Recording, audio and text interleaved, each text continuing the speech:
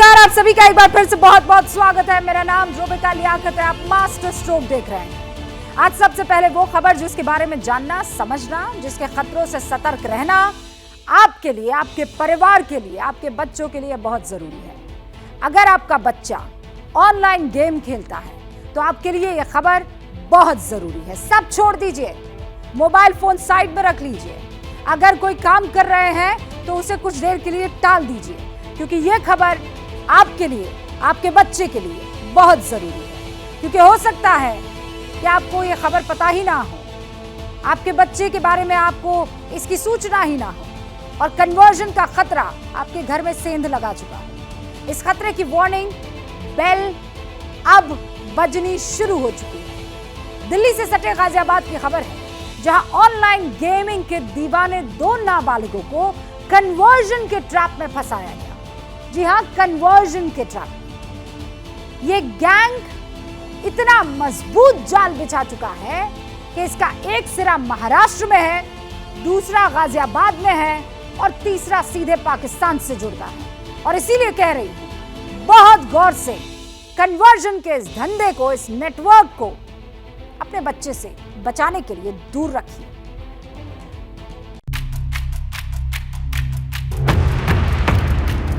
Online video game में वो पहले हराते हैं,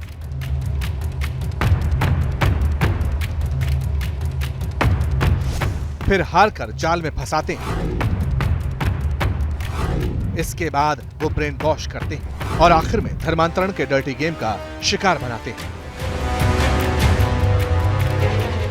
ऐसा ही हुआ दिल्ली से सटे गाजियाबाद में, जहां ऑनलाइन गेमिंग की आड़ में कन्वर्जन गैंग ने दो नाबालिग लड़कों को न सिर्फ धर्म बदलवाया, बल्कि उन्हें 5 वक्त का नमाजी भी बना दिया। मामला पुलिस के पास पहुंचा तो जो खुलासा हुआ वो हैरान करने वाला था। हम आपको इसके मास्टरमाइंड के बारे में बताएं, उससे पहले धर्मांतरण का 4 स्टेप वाला ट्रैप देख लीजिए। पुलिस के मुताबिक विदेशी गेमिंग ऐप फोर्टनाइट पर कुछ मुसलमान लड़के गैर मुस्लिम नाम से प्रोफाइल बनाकर गेम खेलते थे। पहले स्टेप में ये गिरोह लोगों को गेम में हराता था और कुरान पढ़ने पर जीतने की बात कहता था। जो लड़के कुरान पढ़ते थे, कन्वर्जन गैंग के मेंबर उनका हौसला बढ़ाने के लिए गेम में हार जाते थे। इस खेल के दूसरे स्टेप में कन्वर्जन गैंग के मेंबर कुरान में रुचि दिखाने वालों से हिंदू आईडी बनाकर चैट करते थे और इस्लाम के फेवर में ब्रेन वॉश करते थे। तीसरे स्टेप में कन्वर्जन गैंग के मेंबर इस्लाम के प्रति झुकाव दिखाने वालों को प्रतिबंधित इस्लामिक प्रीचर जाकिर नाइक के जहरीले वीडियो दिखाते थे और इस्लामिक लिटरेचर मुहैया कराते थे। लड़कों का ब्रेन वॉश करने के बाद उन्हें नमाज पढ़ने पर पैसा और तरक्की पाने के सब्ज़बाग दिखाते थे। फिर मौका पाते ही उनका धर्मांतरण कर दिया जाता था। ये दोनों लड़के इसी गैंग का शिकार थे और पुलिस ने जब छानबीन की तो एक आरोपी गाजियाबाद के सेक्टर 23 की मस्जिद का मौलवी निकला। उसका नाम अब्दुल रहमान उर्फ नन्नी है, जिसे गिरफ्तार किया जा चुका है। दूसरा आरोपी बद्दू उर्फ शाहनवाज मकसूद खान महाराष्ट्र के ठाणे का रहने वाला है। उसे गिरफ्तार करने की कोशिश की जा रही है। 30 मई को एक नाबालिग जैन लड़के के पिता की तरफ से थाना कबीरनगर में एक तहरीर प्राप्त हुई कि उनके बेटे का बहला फुसला के धर्मांतरण कर लिया गया है। इसमें तत्काल ही हमने अभियोग पंजीकृत कर लिया, जिसमें कि 2 लोगों का नाम सामने आ रहा था। एक बद्दो नाम की डिजिटल आइडेंटिटी सामने आ रही थी, जिसमें जब हमने काम करा तो पता लगा इनका ओरिजिनल नाम शाहनवाज मकसूद खान है। तत्काल ही हमने महाराष्ट्र इनकी गिरफ्तारी के लिए टीम रवाना कर दी है। साथ ही साथ इसमें एक मौलवी का नाम आ रहा था, जिनका नाम अब्दुल रहमान है। जब हमसे पूछताछ करी हमने इनसे, तो इनके विरुद्ध हमको डिजिटल एविडेंसेस, डॉक्यूमेंट्री एविडेंसेस मिले, जिसके बाद हमने इनकी गिरफ्तारी भी सुनिश्चित कर ली है। पुलिस को कन्वर्जन गिरोह के चंगुल में फंसे 4 पीड़ितों का पता चला है, जिनमें से 2 गाजियाबाद के हैं, जबकि एक फरीदाबाद और एक चंडीगढ़ का है। इस गिरोह का नेटवर्क खंगाल रही पुलिस की अब तक की जांच गैंग के पाकिस्तान कनेक्शन की भी पोल खोल रही है।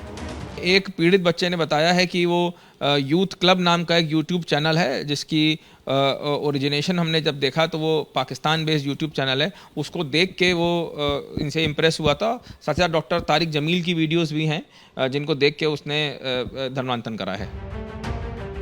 मामले के तार चूंकि महाराष्ट्र से जुड़े हैं, इसलिए महाराष्ट्र की सरकार भी एक्शन मोड में है।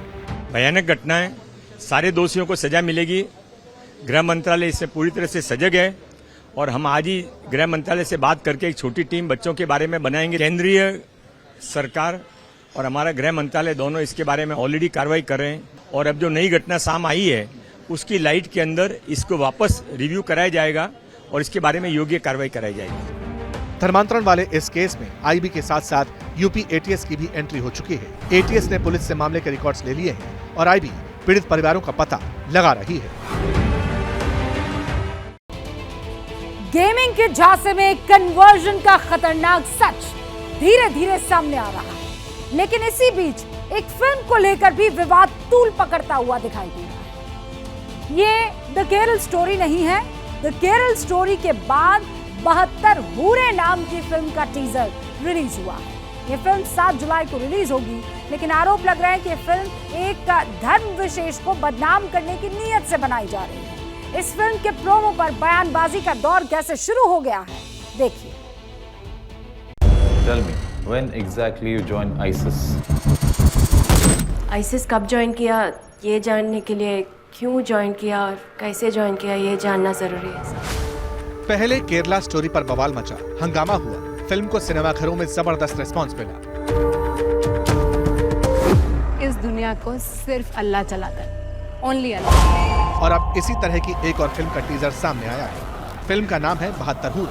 51 सेकंड का टीजर सुर्खियों में है, ट्रेंड कर रहा है। जो जिहाद का रास्ता चुना है वो रास्ता तुम लोगों को सीधा जन्नत में लेकर जाएगा। इस फिल्म के टीजर में साल 2011 में अमेरिका के वर्ल्ड ट्रेड सेंटर में हुए आतंकी हमले के लिए जिम्मेदार ओसामा बिन लादेन से लेकर मुंबई हमले में पकड़े गए आतंकी अजमल आमिर कसाब का जिक्र है। साल 1993 के मुंबई बम ब्लास्ट में शामिल याकूब मेमन, साल 1999 में दिल्ली प्लेन हाईजैक मामले के मास्टरमाइंड आतंकी मसूद अजहर के साथ साथ मोस्ट वांटेड हाफिज सईद का भी नाम नजर आता है। तुम्हारी अनछुई हुरें तुम्हारी होंगी, तुम्हारी हमेशा के लिए। फिल्म के टीजर से लगता है कि ये फिल्म उन लोगों पर बेस्ड है जो 72 हुरों के लालच में गलत रास्ता अख्तियार कर लेते हैं। कुछ ऐसे लोग जिन्हें गुमराह करके आतंकवाद के रास्ते पर धकेल दिया जाता है। सवाल है, क्या इस्लाम में हुर का जिक्र है? इस पर वीएचपी के साथ साथ मौलानाओं का वर्जन सामने आया है। कितने ही ऐसे आतंकी पकड़े गए, कितने ही ऐसे देशद्रोही पकड़े गए जिनको किस तरह के सब्जबाग दिखाए गए। उनको जन्नत, 72 हूरें, अय्यासी के अड्डों के बारे में एक तरह से उनको भ्रमित किया गया। आज अगर 72 हूरों पर फिल्म आ गई तो ये बिल्कुल आ गए। इन्होंने नई थ्योरी घड़ी है कि आप अगर किसी को मार दोगे जाके तो आपको जन्नत मिलेगी। तो जन्नत मिलना असल कॉन्सेप्ट है। 72 हूरों का जिक्र तो मैंने जैसे पहले भी बताया, ये सिर्फ मीडिया ने आधा हिस्सा ले लिया, आधा हिस्से को छोड़ दिया। अब जन्नत मिलेगी तो ही 72 हूरें मिलेंगी ना। दूसरे ये है कि मीडिया कहीं ना कहीं इस बात को दर्शाने की कोशिश करता है कि साहब 72 हूरें सिर्फ मर्दों के लिए हैं क्या, औरतों के लिए क्या है। तो कुरान इसको साफ ये कहता है कि जन्नत जिसको मिलेगी, जो भी जन्नत में जाएगा उसकी हर इच्छा पूरी होगी। फिल्म का टाइटल ऐसा है जिस पर बवाल मचना तय है। हालांकि फिल्म डायरेक्टर का कहना है कि इसे धर्म के चश्मे से नहीं, आतंकवाद के एंगल से देखना चाहिए। ये इसको किसी धर्म के तरह से जोड़ के देखना जो है वो इस सब्जेक्ट के साथ में ठीक नहीं होगा। ये सिर्फ आतंकवाद के बारे में बात करता है। तो ये पूरी तरीके से एक उस त्रासदी को पेश करने की कोशिश है कि कई बार अज्ञानता में, बहकावे में आके जो मिसगाइडेड यूथ हैं वो किस तरीके से एक रास्ता अपना लेते हैं जो आखिर में उन्हें कहीं लेके नहीं जाता। वैसे फिल्म 72 हूरें का टीजर तो अब रिलीज हुआ, लेकिन पाकिस्तान की सड़कों पर तो काफी पहले से ही इस कॉन्सेप्ट का डेमो लोगों को दिखाया जाता रहा है। वायरल वीडियो 2021 का बताया जा रहा है। इसमें दावा किया गया है कि अगर पाकिस्तान का नौजवान जन्नत जाएगा तो उसका हुरों से राब्ता होगा।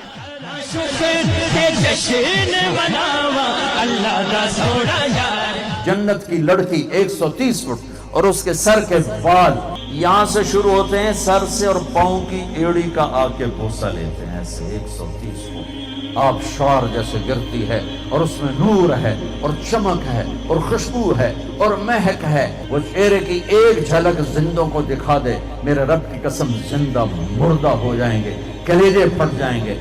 मुर्दों से बात करें उनमें जिंदगी की रूह दौड़ जाए।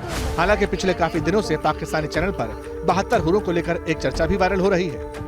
जो बताया गया है मर्दों के लिए वो क्या है, क्या वो अय्याशी नहीं है? वहाँ पे और तो कुछ नहीं बताया कि ना शॉपिंग मॉल है ना लाइब्रेरी है। औरतों के लिए क्या है? फॉर एग्जाम्पल मैं बहुत अच्छे काम करती हूँ, सारे इस्लाम के रूल फॉलो करती हूँ, मैं जन्नत में जाऊंगी, मुझे वहाँ क्या मिलेगा? आप जन्नत में उन 72 हुरों के सरदार होंगी। साहब, मर्दों के लिए 72 हुरें और औरतों के लिए वही वाला शौहर जो यहाँ पर है, ये तो बड़ी गलत बात है। औरतों को भी तो कोई चॉइस दीजिए ना, औरतों के लिए भी कोई अट्रैक्शन रखिए। क्या औरतों का दिल नहीं है?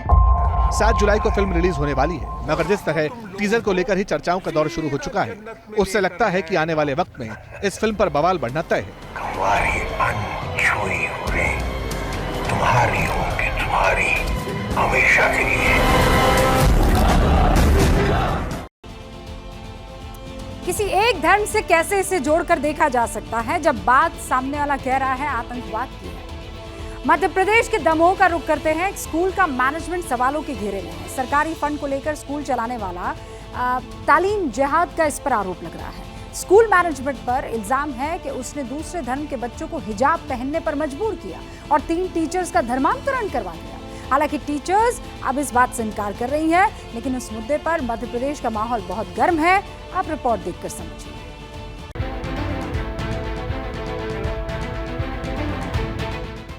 मौका सफलता के ऐलान का था, लेकिन संग्राम हो गया। दमोह के Ganga Jamuna higher secondary school ने टॉपर्स की लिस्ट निकाली तो तस्वीर में हिंदू बच्चियों के सिर पर हिजाब दिखा और विवाद खड़ा हो गया। स्कूल मैनेजमेंट के खिलाफ मोर्चा निकला।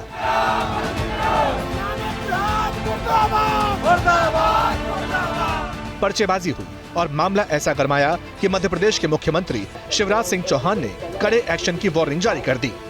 दमोह के एक स्कूल में बेटियों को सर पे कुछ बांध के आओ, ये नियम बना दिया। उस व्यक्ति के नाम से जिसने भारत का विभाजन करवाया, उसकी कविता पढ़ाई जा रही थी। मैं सावधान करना चाहता हूं, मध्य प्रदेश की धरती पर ऐसी हरकतें नहीं चलेगी। इसके बाद गृह मंत्री ने जांच के आदेश दिए। जांच हुई तो बाद में कलेक्टर और जिला शिक्षा अधिकारी ने स्कूल को क्लीन चिट दे दी, लेकिन स्कूल के खिलाफ खड़ी जमात एक्शन की मांग पर अड़ी रही और कलेक्टर की जांच से इतर एसडीएम ने अलग जांच की बात की। स्कूल प्रशासन ने इल्जामों को गलत बताया और पेरेंट्स ने स्कूल को क्लीन चिट दे दी। गंगा जमुना स्कूल जो है, इनके द्वारा पिछले काफ़ी समय से हमारी हिंदू बहन बेटियों को हिजाब पहनाने पर मजबूर किया जा रहा है। उन पर दबाव बनाया जाता है कि अगर आप हिजाब पहनकर नहीं आएंगी तो आपको दाखिला नहीं दिया जाएगा। जांच हुई, जांच में लीपापोती करके उन्हें क्लीन चिट दे दी गई और हमें जांच कमेटी में जो भी लोग शामिल थे उनका निलंबन और स्कूल की मान्यता रद्द चाहिए। इश्यूज़ को हल करने के लिए हम लोग एक कमेटी गठित करेंगे। उस कमेटी में उन बिंदुओं पर जाँच करेंगे और जो भी उनके दोषी पाया जाएगा उनके विरुद्ध कार्रवाई करेंगे। नहीं, ऐसा डेली लगा के नहीं जाती थी, कभी कभी लगाती, और यदि वो बाध्य करते तो हम आपत्ति करते। बाध्य नहीं है, उन्होंने कभी ज़बरदस्ती नहीं किया है कि ये मानो या हैरम लगाओ या प्यार करो कि आप नमाज पढ़ो, ऐसा उन्होंने कभी नहीं किया। हम तो मीटिंग में भी जाते हैं सर। हिजाब अलग बात है और स्कार्फ अलग बात है। हिजाब जो है वो होता है सर से लेकर पैर तक, वो हिजाब होता है। और ये बच्चों को जो पहनाया जाता है स्कूल में, ये उनके मतलब सीना तक रहता है, इसे स्कार्फ कहते हैं। ये ड्रेस कोड है, यहाँ पर कोई चीज़ जो है कंपलसरी नहीं, मगर क्या है बच्चे सब पहनते हैं। मध्य प्रदेश के स्कूल शिक्षा मंत्री इंदर सिंह परमार भी कैमरे पर आए। स्कूल प्रशासन के खिलाफ धर्मांतरण और टेरर फंडिंग के इल्जाम का पिटारा खोल दिया। टेरर फंडिंग का और धर्मांतरण का, ये सारी चीजें पुलिस की जांच के बाद कहाँ इनके कनेक्शन जुड़े वो सारे जांच में आने वाले हैं। इसलिए आज उस पर कुछ बोलना ठीक नहीं होगा, लेकिन संदेह पैदा करता है और संदेह पैदा हो रहा है। इसलिए पुलिस प्रशासन को सख्त रूप में आना चाहिए। जैसा गृह मंत्री का निर्देश है, मुख्यमंत्री जी का निर्देश है, मुझे लगता है पुलिस विभाग सख्त कार्रवाई करेगा। मामला गंभीर था, बच्चों से जुड़ा था, इसलिए बाल कल्याण समिति की टीम स्कूल पहुंची और धर्मांतरण के इल्जाम पर विस्फोटक दावा कर दिया। हम लोगों ने जब उनके शिक्षकों की और स्टाफ की लिस्ट निकाली तो उसमें देखा कि जो उनकी प्रिंसिपल हैं वो अफसर शेख लिखा हुआ है और उनके जो पिता का नाम है वो श्रीवास्तव दिया हुआ था। उनकी पूर्व की जाति श्रीवास्तव है। ऐसे ही एक शिक्षिका थी, उनका नाम था तबस्सुम, तो जो पहले जैन थी, और एक अनीता खान लिखा हुआ था, वो अनीता यादव थी। तो ऐसे 3 शिक्षक हमें मिले हैं, प्राचार्य और 2 शिक्षक, जो पहले कहीं ना कहीं हिंदू रहे और कन्वर्ट होकर उन्हें मुस्लिम बनाया गया है। स्कूल के प्रिंसिपल और 2 टीचर्स के धर्मांतरण की बात सामने आई तो तालीम जिहाद का दाग और गहरा हो गया। ये दाग धोने के लिए तीनों टीचर्स सामने आए, जिनके धर्म बदलने की बात पर पूरे बवाल की बुनियाद टिकी है। 2 दिन से लापता तीनों टीचर ने अचानक कलेक्ट्रेट पहुंचकर बयान दिया। बताया कि मुस्लिम लड़कों से निकाह के लिए कई साल पहले धर्म बदल लिया था।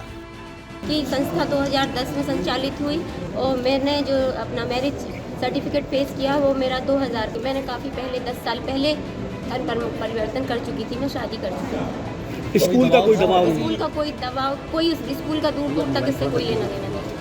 मेरी जो शादी है 2013 में हो गई थी और मैंने स्कूल ज्वाइन 2021 में किया था। तो धर्म परिवर्तन को लेकर इसमें हाजी मोहम्मद इदरीस सर का कोई रोल नहीं है, उनके साथ बस इल्ज़ाम लगाया जा रहा है उन पर। पहले मेरा नाम प्राची जैन था, उसके बाद जब मेरा निकाह 27/1/2004 में हुआ और वो भी मेरी मर्जी से हुआ, किसी का दबाव नहीं था। स्कूल का तो बिल्कुल नाम जो लिया जा रहा है, बार बार मीडिया ले रही है हाजी सर का इसमें कोई रोल नहीं है।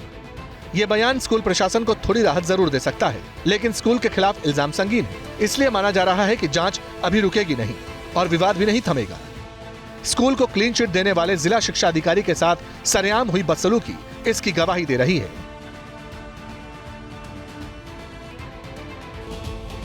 किसी भी चीज़ की अति ठीक नहीं होती है। आप मोहब्बत करते हैं, शादी करते हैं, नाम धर्म परिवर्तन करते हैं, खुद से करते हैं, ये आपकी देखरेख है। लेकिन जो बच्चियां, हिंदू बच्चियां हैं, उनकी फ़ोटो आप हिजाब के साथ या पर्दे के साथ लगा देंगे तो फिर मामला तो दूर तलक जाएगा ही। बहुत क्लियर मामला है। अब ओडिशा जा रहे हैं, जहां पर बालासोर में जो ट्रेन हादसा हुआ है उसके तार भी दूर तलक जाते हुए दिख रहे हैं। इसकी हकीकत जानने के लिए सीबीआई की टीम एक्टिव हो चुकी है। 10 मेंबर वाली सीबीआई की टीम मौके पर पहुंची और जांच शुरू कर दी। टीम ने उस इंटरलॉकिंग सिस्टम की पड़ताल की जिसे शुरुआती जांच के बाद हादसे का जिम्मेदार बताया जा रहा है। हालांकि इस पूरे मामले पर सियासत तो जमकर हो ही रही है, वो हम भी देख रहे हैं और आप भी।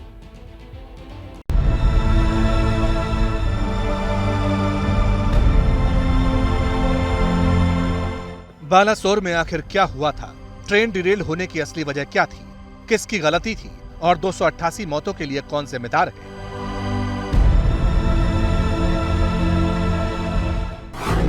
इन सारे सवालों का जवाब जानने के लिए अब सीबीआई की टीम एक्टिव हो गई है। रेल मंत्रालय ने इस हादसे की जांच सीबीआई से कराने की सिफारिश की थी। इसी के बाद सीबीआई की टीम बालासोर पहुंची और एफआईआर दर्ज करके जांच शुरू कर दी। सीबीआई की टीम इस समय इन्वेस्टिगेशन शुरू कर चुकी है इस रेल के मामले में, जहां एक और ट्रैक्स पर टीम्स चल रही हैं और देखने की कोशिश कर रही हैं कि क्या क्या संभावनाएं हैं। सारी एविडेंस कलेक्शन आज सारे दिन होगा। 10 मेंबर टीम है, अलग अलग स्टेशन पर इसकी चेकिंग होगी। इंटरलॉकिंग सिस्टम पर सवाल उठ रहे हैं, ऐसे में एविडेंस से लेकर इन सारी बातों का ध्यान रखा जाएगा। और सबसे महत्वपूर्ण बात, क्योंकि रेल बोर्ड ने रिकमेंड किया है सीबीआई की इंक्वायरी को, अब पता लगाने की कोशिश की जाएगी और जांच में ही पता लगेगा कि आखिरकार इसके पीछे साजिश है या फिर कोई और फेलियर। लेकिन रेल हादसे की जांच सीबीआई क्यों कर रही है, इसे लेकर सियासत शुरू हो चुकी है। कांग्रेस समेत कई विपक्षी दल सीबीआई जांच को लेकर सरकार की नीयत पर सवाल उठा रहे हैं। एनआईए और सीबीआई जैसी एजेंसीज ये जांच क्यों सौंपी जा रही है? सरकार की जवाबदेही है। दुर्घटनाएं हो रही हैं सिस्टम फेलियर की वजह से, दुर्घटना हो रही है गाड़ी के पटरी से उतर जाने पर, दुर्घटना हो रही है इंटरलॉकिंग से, दुर्घटना हो रही है ट्रैक का फंड खत्म किया जा रहा है। तो सरकार अपनी जवाबदेही से बचने के लिए जो मनगढ़ंत कहानियां, साजिश की, डेलिब्रेट इंटरसेप्शन की, एक माया जाल, एक इंद्रजाल रच रही है, वो कहीं ना कहीं मुद्दे से ध्यान भटका रही है। इंफ्रास्ट्रक्चर की देखरेख की फंड्स की जो जरूरत है, आप फंड्स नहीं दे रहे हैं। आप पूरा रेलवे बजट को आपने ख़त्म कर लिया है। तो ये तमाम चीज़ों को दरकिनारे रखकर आप एक छिपाने वाली अगर ये बात होती है कि आप क्रिमिनल इन्वेस्टिगेशन शुरू करेंगे, तो ये एक संदेह होता है कि क्या आप अपनी जिम्मेदारी से, अपनी जवाबदेही से आप क्या भागना चाहते हैं। रेल हादसे को लेकर सियासत का एक और ट्रेलर तृणमूल कांग्रेस की तरफ से रिलीज हुआ।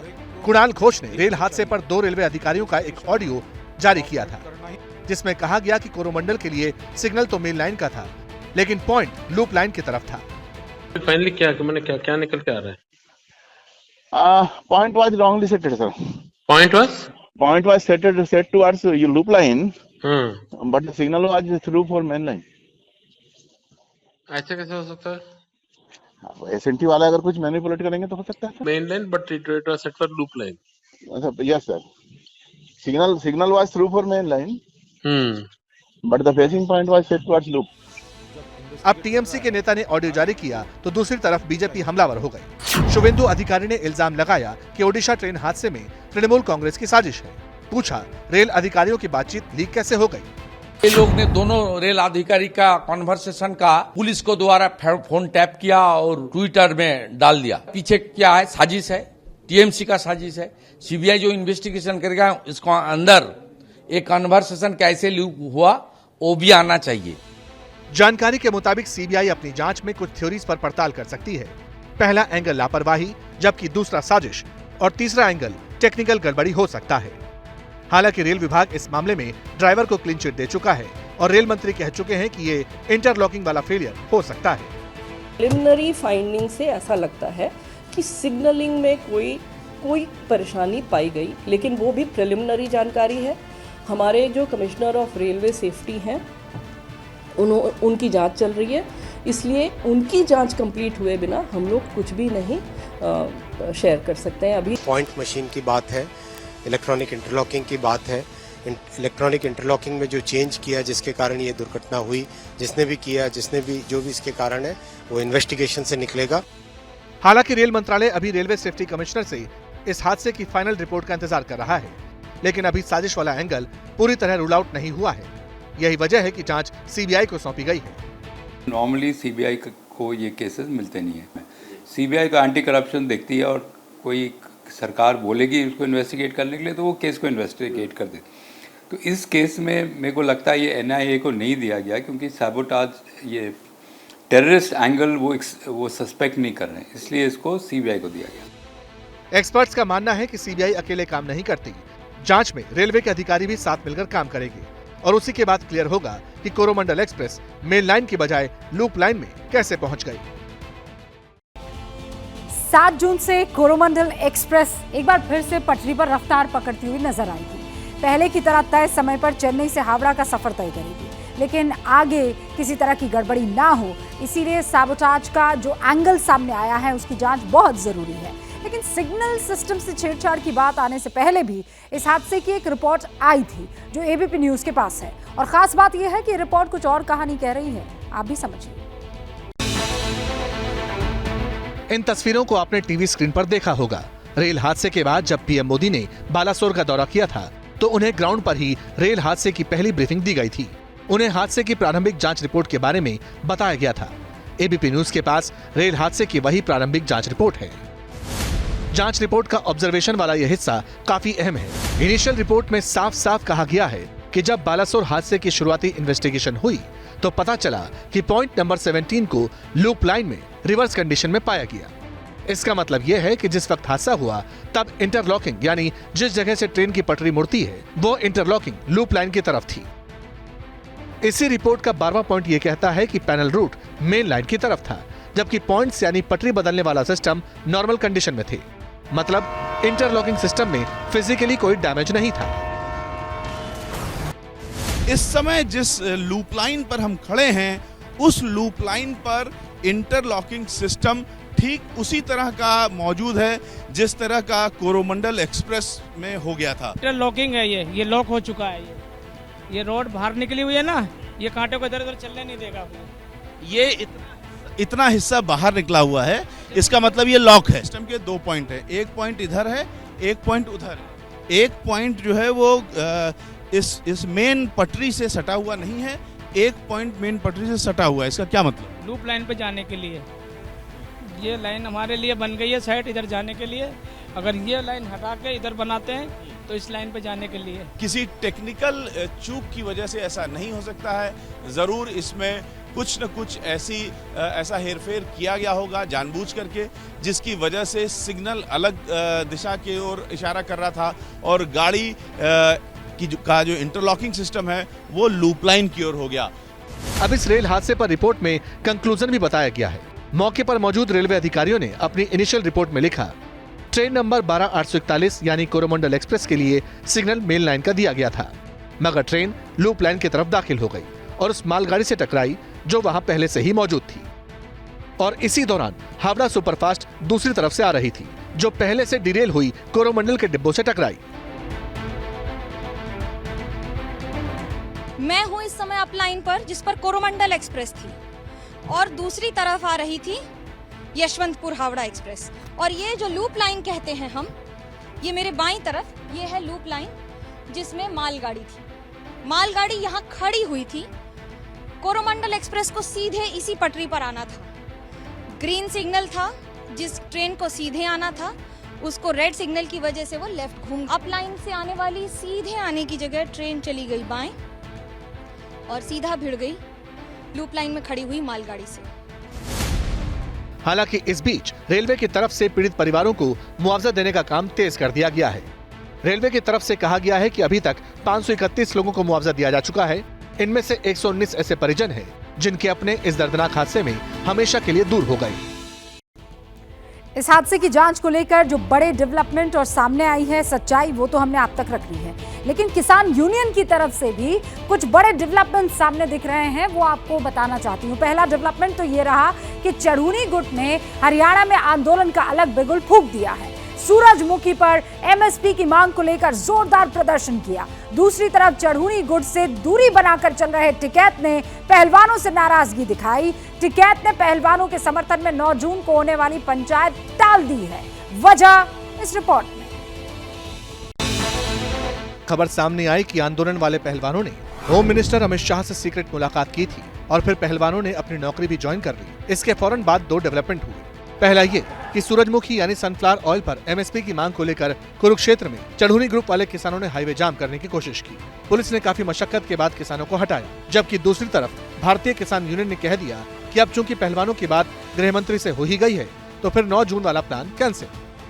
बातचीत शुरू हुई है, अभी उसके क्या रिजल्ट आए वो नहीं पता, लेकिन 9 तारीख वाला प्रोग्राम जो होगा, अभी इनके कहने से 9 तारीख वाला प्रोग्राम अभी स्थगित करा जाता है जो दिल्ली में था, और जो भी ये डेट देंगे उस पर सब लोग हम इकट्ठे होंगे। असल में कुछ लोगों का मानना है कि जब पहलवानों के गृह मंत्री अमित शाह से मुलाकात हुई थी तो इस बारे में आंदोलन का सपोर्ट करने वाले किसानों को कोई जानकारी नहीं दी गई और उन्हें इस मीटिंग की जानकारी मीडिया के माध्यम से लगी। इसीलिए कहा जा रहा है कि फिलहाल किसान पहलवानों से उचित दूरी बनाने की तैयारी में है। लेकिन दूसरी तरफ खबर ये भी है कि अब पहलवानों ने चरखी दादरी में महापंचायत का ऐलान किया है। बुधवार को फोगाट बहनों के गांव बलाली में महापंचायत होगी। इस मीटिंग में विनेश फोगाट और संगीता फोगाट भी मौजूद रहेंगी और महापंचायत की अगुवाई सांगवान खाप करेगी।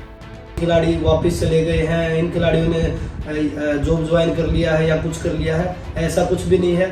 अगर हमारे इस आंदोलन के बीच में अगर जॉब कोई बाधा डालेगी तो हम जॉब छोड़ने के लिए भी तैयार हैं, क्योंकि हमने अपना सब कुछ दांव पे लगा के हम ये लड़ाई लड़ रहे हैं, क्योंकि ये लड़ाई बहन बेटियों की इज्जत और मान सम्मान की लड़ाई है। तो हम देश की बेटियों को जब तक न्याय नहीं मिल जाता तब तक इस लड़ाई में लड़ते रहे। पहलवान लगातार कह रहे हैं कि उनका आंदोलन अभी जारी है, वो पीछे नहीं हटे, ब्रिजभूषण के खिलाफ सख्त एक्शन की मांग करते रहेंगे। मगर दूसरी ओर ब्रिजभूषण की गिरफ्तारी में देरी कई सवाल खड़े कर रही है। हालांकि खबर ये भी आई कि 2 दिन पहले दिल्ली पुलिस की एक टीम गोंडा गई थी और वहां पहलवानों के आरोपों को लेकर ब्रिजभूषण के राजदारों से पूछताछ की गई। ये ऐसा मामला है जिस पर कोई कुछ भी खुलकर बोलने से बच रहा है।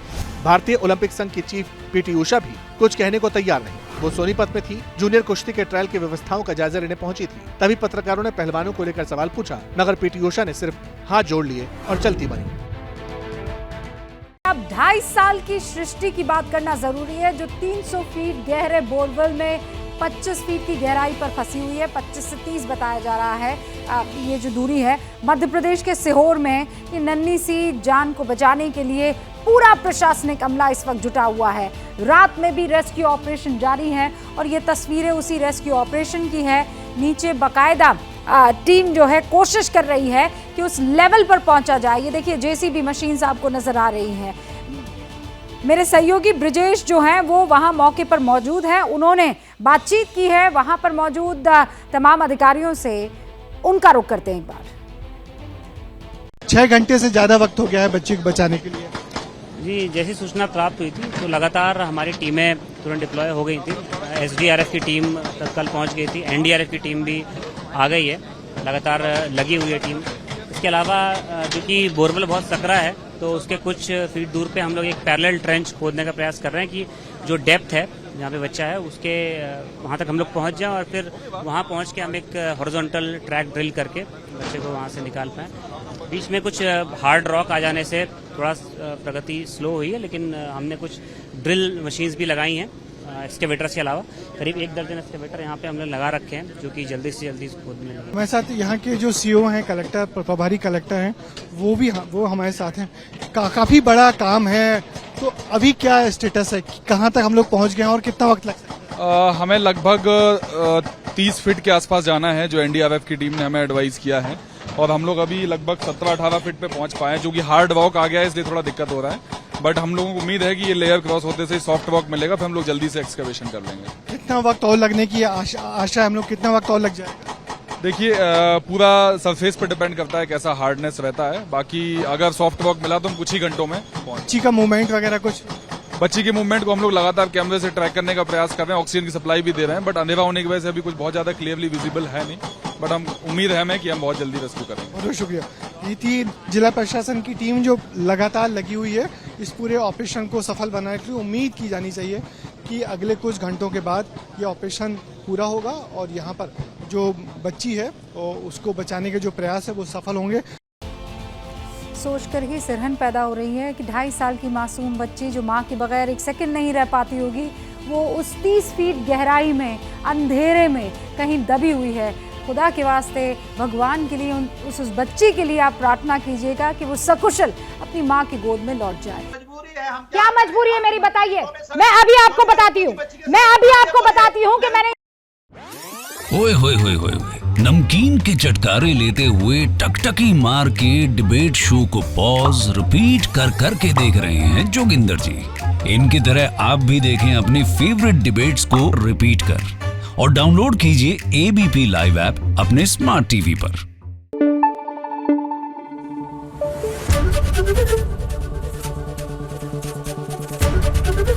एबीपी न्यूज आपको रखे आगे।